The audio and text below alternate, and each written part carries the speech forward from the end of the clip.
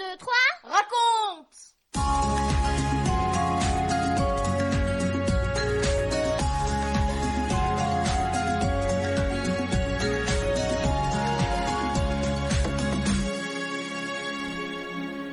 Bonjour les garçons, bonjour les filles, bonjour les parents et puis tous les amis aussi. Aujourd'hui c'est notre deuxième émission, donc bienvenue sur 1, 2, 3 raconte, notre série d'émissions spéciales pour les enfants et aussi les parents. Dans notre première émission, nous avons suivi David guidant son troupeau de moutons sur les collines verdoyantes et l'eau limpide du ruisseau, portant les agneaux, soignant les blessés, cherchant dans le ravin la brebis perdue.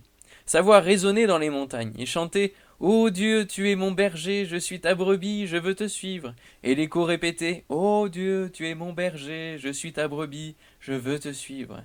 Il compare Dieu à un bon berger. Mais on peut dire bien d'autres choses sur Dieu. Tu as peut-être une idée ou des idées.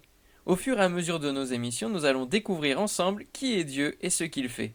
Aujourd'hui, nous allons remonter très très loin dans le temps, quand il n'y avait rien. Grâce à l'histoire que Franck va nous raconter, nous allons savoir comment petit à petit tout a changé. À la fin de l'histoire, tu pourras répondre à ma question « Qu'est-ce qui est apparu en premier? Les plantes ou les étoiles ?» 1, 2, 3, raconte! Quand tu dois entrer dans une pièce complètement noire où tout est en désordre, qu'est-ce que tu fais en premier? Oui, tu allumes la lumière. Ouf! On y voit clair et à présent on va pouvoir mettre de l'ordre. Eh bien, au commencement, c'était ça, le noir complet partout. Le néant, le désordre. C'est difficile à imaginer, n'est-ce pas? Alors, Dieu a dit qu'il y ait de la lumière. Et la lumière est apparue. Dieu a séparé la lumière de cette grande obscurité. Sais-tu quel nom il a donné à la lumière? Il l'a appelée jour et l'obscurité nuit. Ce fut le premier jour de la création.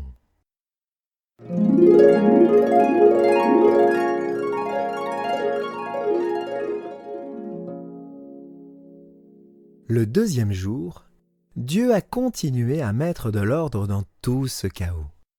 Il y avait de l'eau partout. Dieu a dit que les eaux se séparent. Il y a eu de l'eau en bas sur la terre et de l'eau en haut, dans les nuages. Il donna le nom de ciel à l'étendue qui est au-dessus de la terre.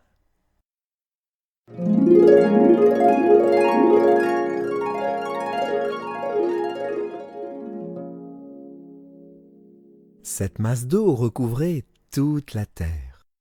Alors, le troisième jour, Dieu a ordonné qu'elle se rassemble en un lieu unique et que le sec apparaisse.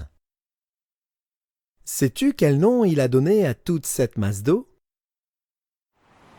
Eh bien oui, il l'a appelée mer et le sec, terre.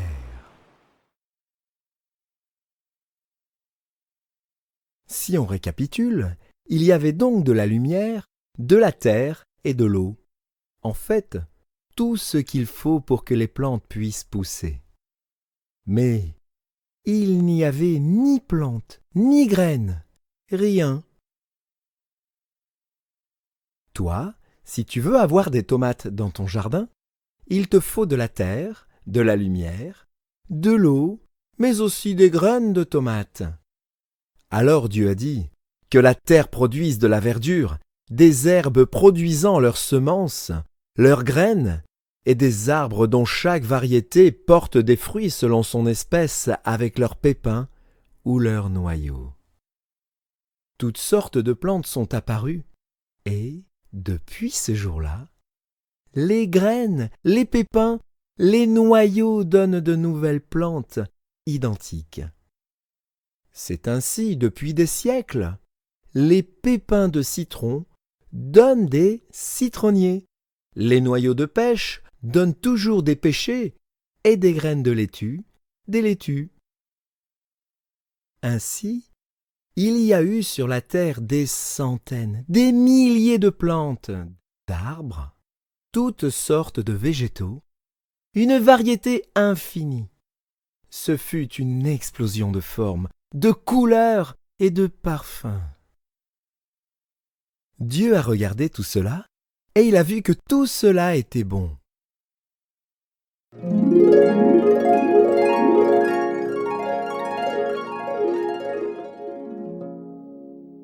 Le 4e jour, Dieu a dit « Qu'il y ait des luminaires dans l'étendue du ciel, le plus grand pour présider au jour et le plus petit pour présider à la nuit. » Tu l'as compris, ce jour-là, il a créé le soleil et la lune. Il a placé dans l'étendue du ciel tous les astres, toutes les galaxies. Il a jeté les étoiles dans le firmament. Le ciel scintillait de tous ces points lumineux. Dieu a considéré tout cela et il a vu combien c'était bon.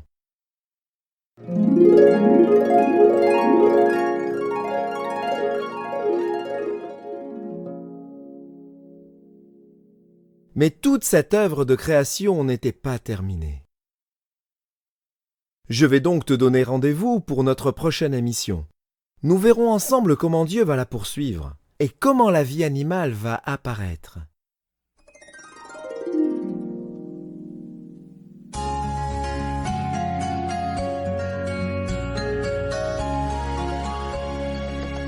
Un, 2, 3, 4, et toi, et moi. Quand Dieu a regardé tout ce qu'il avait créé, il a dit « Mais tout est bien, tout est parfait. » Et toi, qu'en dis-tu de cet univers? Je te propose de t'arrêter de temps en temps pour regarder les astres, les plantes. Toutes ces merveilles de la nature, c'est comme si Dieu nous parlait, comme s'il nous disait « Tu vois tout cela, c'est moi qui l'ai créé pour te montrer combien je suis grand et puissant. » Souvent, moi je lui dis « Mon Dieu, que tu es grand, que tu es puissant, tout ce qui m'entoure est magnifique, je te remercie de tout mon cœur. » Mais toi aussi tu peux le faire, tu peux le remercier. Le récit d'aujourd'hui, tu le retrouveras dans le premier livre de la Bible, la Genèse, au 1er chapitre. À bientôt. Ah mais j'allais oublier la réponse à la question de Benji. Alors, ce sont les plantes ou les étoiles qui sont apparues en premier? Eh bien oui, ce sont bien les plantes. Les étoiles sont apparues le 4e jour.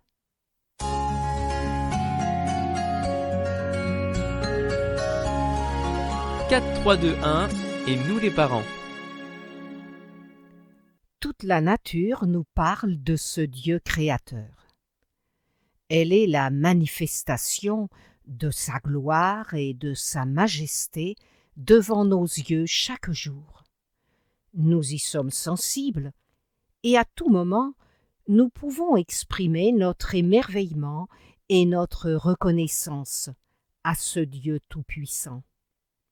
Et nos enfants, quel regard portent-ils sur cette nature qui les entoure?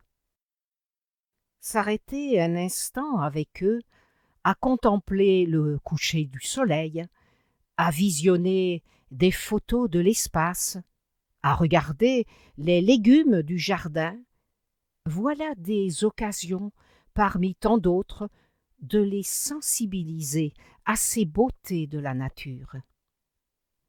Quand ils nous entendent remercier Dieu et le louer pour toutes ses merveilles, alors ils savent comment faire, et certainement ils le feront aussi.